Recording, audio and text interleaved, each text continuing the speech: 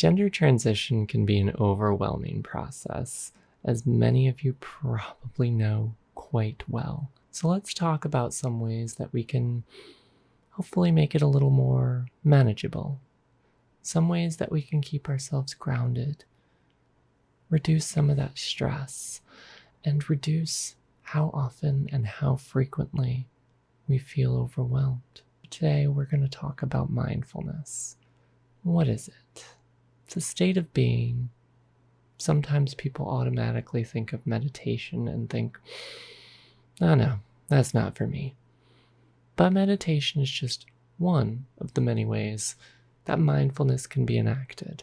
And don't worry, we're not focusing on meditation today. We're focusing more on some very basic mindfulness skills that are much simpler to engage in than a routine meditative practice. I can't count the number of times I've gotten caught in these anxious, looping, racing, spiraling thoughts during my transition and during many other parts of my life that have nothing to do with my transition, like the stresses of this little thing called grad school.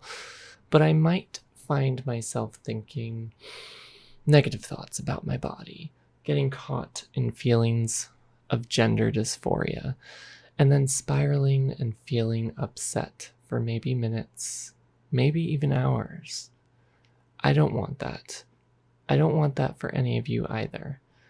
It will happen for many of us, and it will happen more than once. It'll happen at least every now and again. But mindfulness, like I said, can help make that more manageable, more bearable, easier to cope with. Mindfulness is about having intention, being in the present moment, adopting a non-judgmental stance to what's happening in your life. If I'm getting caught in a thought loop like, I hate my body and nothing will make this better, it then might start shifting to, I hate my hair, I hate my clothes, hating how tired I feel, how I smell, how hopeless things are, wondering if I should even leave the house, wondering if I should crawl back into bed and just say, today's canceled, let's try again tomorrow. The day is over. Why try? If I'm mindful, I can be in the present moment and have an awareness that, oh, this is what I'm doing. I'm getting caught in my thoughts and they're spiraling out of control and it's negatively impacting me, my well-being, my day. These are just anxious thoughts. I can decide whether or not I get caught up in them and whether or not I let them take control, but only if I'm aware of what is actually happening in the present moment. If we think of a simple mindful breathing exercise, the idea to maybe focus on your breath, closing my eyes, and then focusing on the breath going in and out of my body. Maybe doing this for 30 seconds, maybe a minute or two. My mind will likely wander every now and again, if not throughout that process. This is where that awareness comes into play and is very important. I can realize what my mind is doing. I can be breathing and be like, oh, there's a thought about a grad school assignment. Oh, I'm getting distracted. Let's go back to my breathing. That is the point of the awareness. I can acknowledge that my mind is wandering, acknowledge that I'm not focusing on my breathing, not focusing on what I want to be focusing on, and then reorient my attention to what it is that I want to focus on, whether it's my breathing or something else in the present moment. If my mind wanders again, I just do the process again. Acknowledge I got distracted, acknowledge that there's a thought, and then refocus my attention and rinse and repeat. Keep doing that. And being gentle is the key here. Being gentle with ourselves, being non-judgmental. I don't want to say something like, why do I suck at this? Why are my stupid thoughts keep getting in the way? Why am I getting distracted? This is so frustrating. I'm terrible at this. I'm doing everything wrong. A non-judgmental approach would be something like, oh, I'm thinking. Oh, my mind's wandering. Let's get back to my breathing. It's very matter of fact. It's just literally observing and pointing out what is happening in the present moment. without attaching value statements to it, so to speak. Easier said than done for sure, but it's an eventual habit that we have to practice over time. So you might be thinking, how does this connect back to transition, to the things I was talking about at the beginning of the video?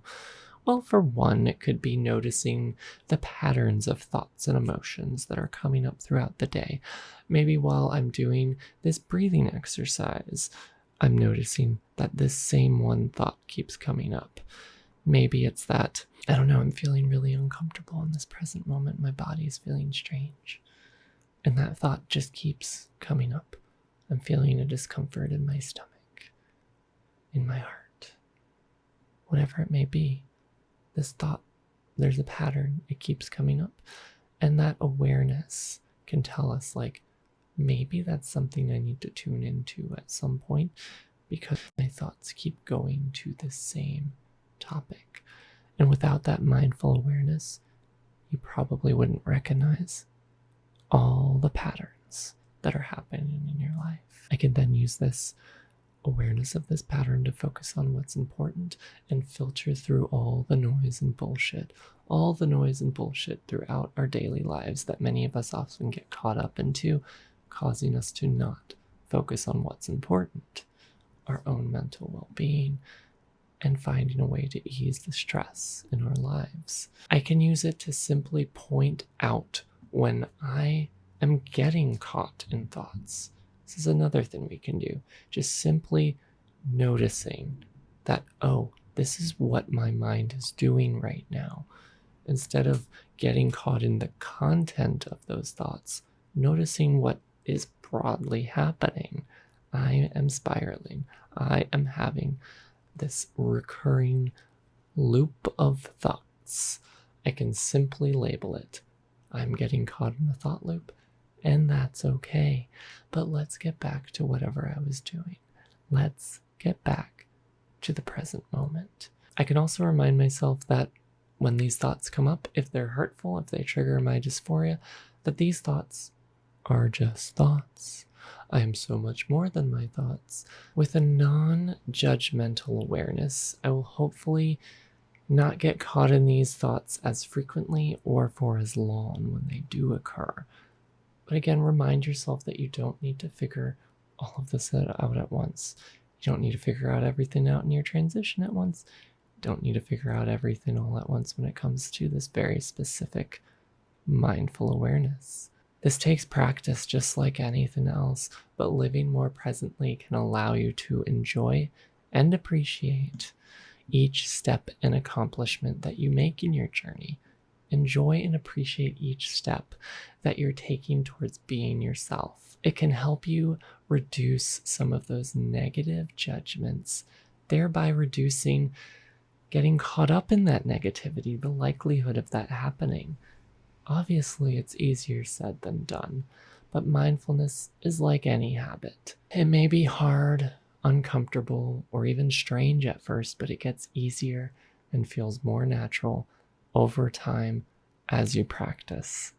The next steps in your journey are important, but don't forget to find that strength and compassion in the present moment based on how euphoric it might feel to be accomplishing your goals and living more authentically. We transition often to live a fuller and more authentic and more fulfilling life. So why not also allow yourself to live more in the moment so you can enjoy what it feels like to live more fully, so you can truly enjoy that experience. I could easily go into more detail, but I'll stop here for today. Consider this like an intro brief overview of some mindfulness things. Sorry, Tipsy was behind me. What are your thoughts and reactions? How does mindfulness show up in your life, if at all? And what can you do to be more mindful more regularly? How might this help you on your transition journey? Let me know all of this and so much more down in the comments below. And as always, Tipsy and I love you all and hope you're staying safe and sound. If you have not done so already, please be sure to give this a huge thumbs up and hit that subscribe button and notification bell. I love you all. Bye for now.